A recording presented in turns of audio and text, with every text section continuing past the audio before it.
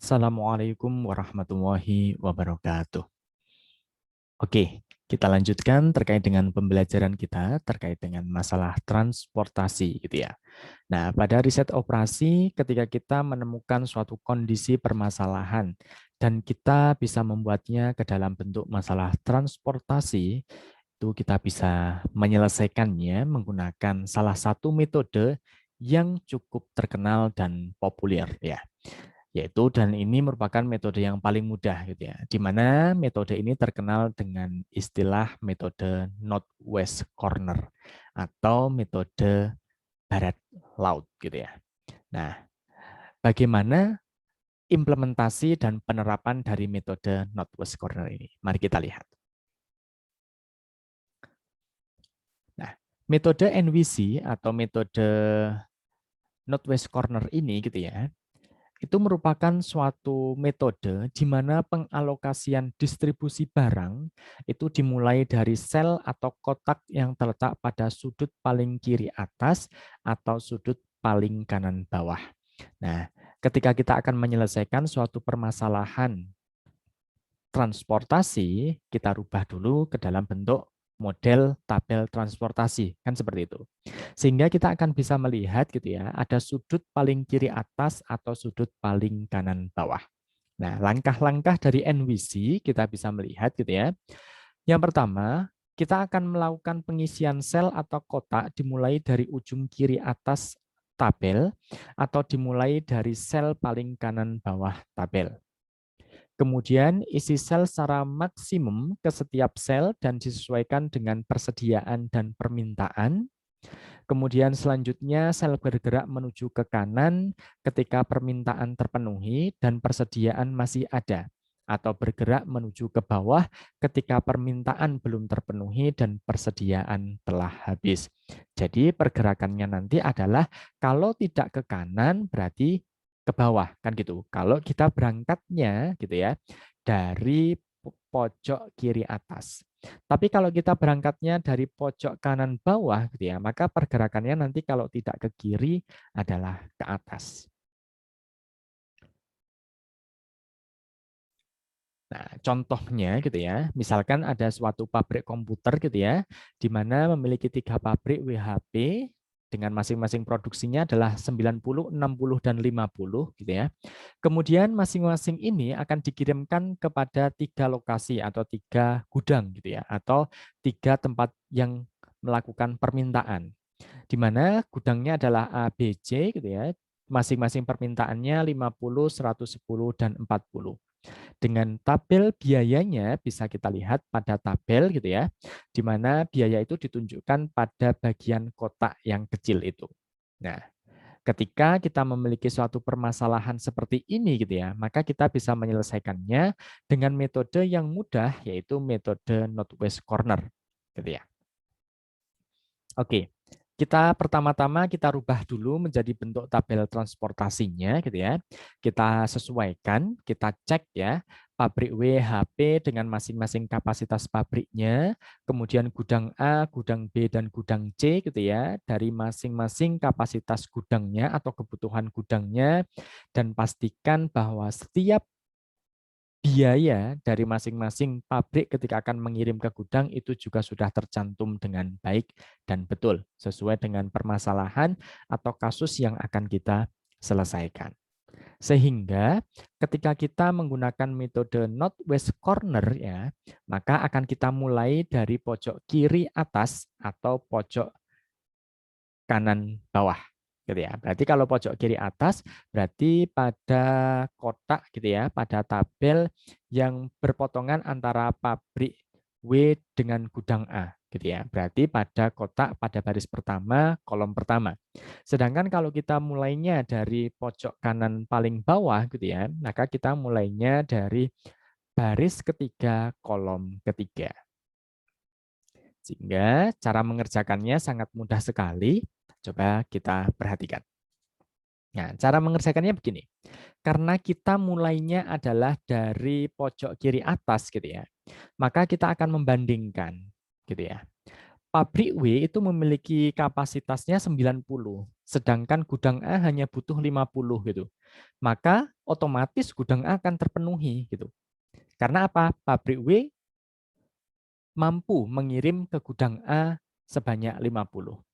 Atau paling mudahnya seperti ini. Antara pabrik W sama gudang A kita bandingkan. Antara 50 sama 90 yang minimum mana gitu.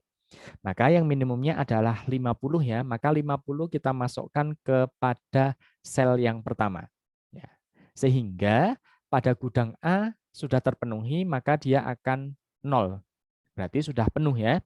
Karena sudah 0, maka pada gudang A, pada sel yang lain atau kotak yang lain pada gudang A akan kita silang. Karena nggak mungkin akan terisi lagi, karena sudah penuh diisi oleh pabrik W. Dan pabrik W memiliki sisanya tinggal 40. Kemudian pabrik W akan bergerak lagi setelah mengisi gudang A, maka akan mengisi gudang B otomatis, gitu ya.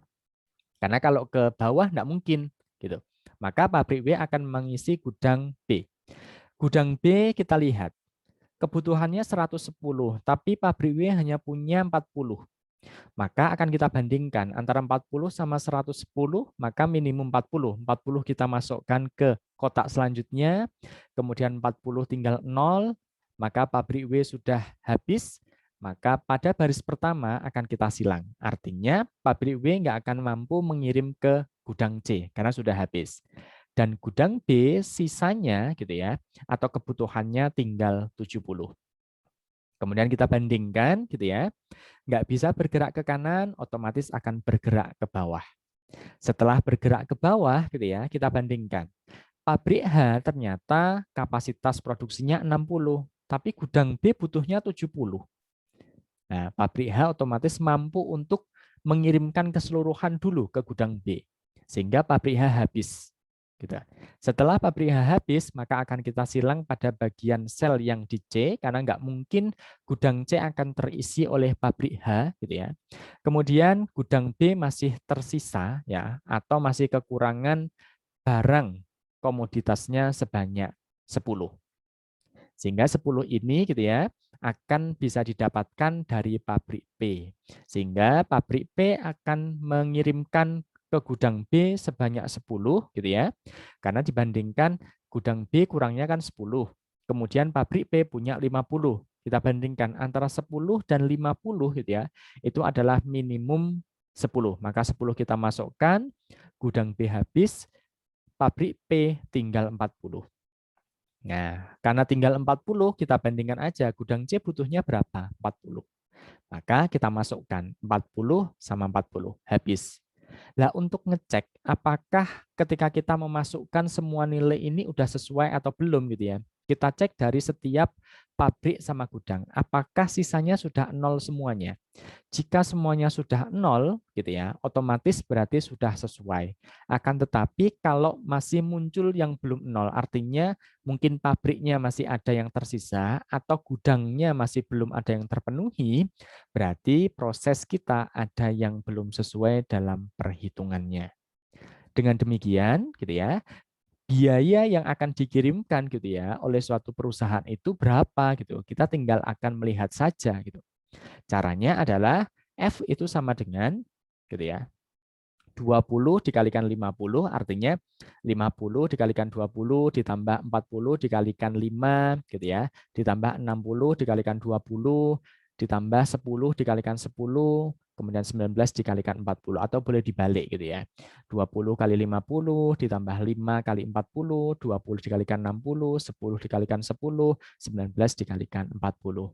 Dan biaya totalnya adalah sebanyak 3.260. Nah, ini merupakan metode yang paling sederhana karena kita tidak peduli gitu ya. Bagaimana akan melakukan suatu alokasi barang. Pokoknya dimulai dari kiri atas atau pojok kanan bawah. Maka akan didapatkan biayanya adalah sebesar 3.260 pada studi kasus pabrik yang memiliki 3 gitu ya, 3 bagian untuk memproduksi suatu bahan komputer. Nah, sangat mudah kan bagaimana proses pengerjaannya. Nah, kalau ingin teman-teman membuktikan, apakah kalau misalkan saya mulai dari pojok kiri, pojok kanan bawah gitu ya, apakah sama? Harusnya sama. Kalau tidak sama, kemungkinan proses menghitungnya ada yang salah.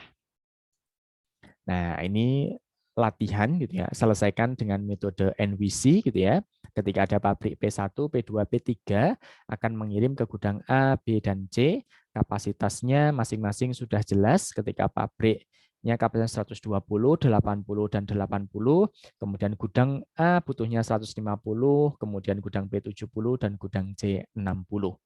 Di mana total keseluruhannya adalah 280. Dan ini merupakan kondisi yang seimbang. Karena antara permintaan dan penawaran itu jumlahnya sama.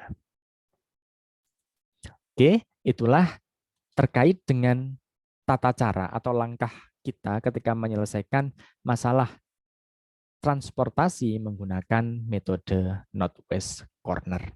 Semoga bermanfaat. Wassalamualaikum warahmatullahi wabarakatuh.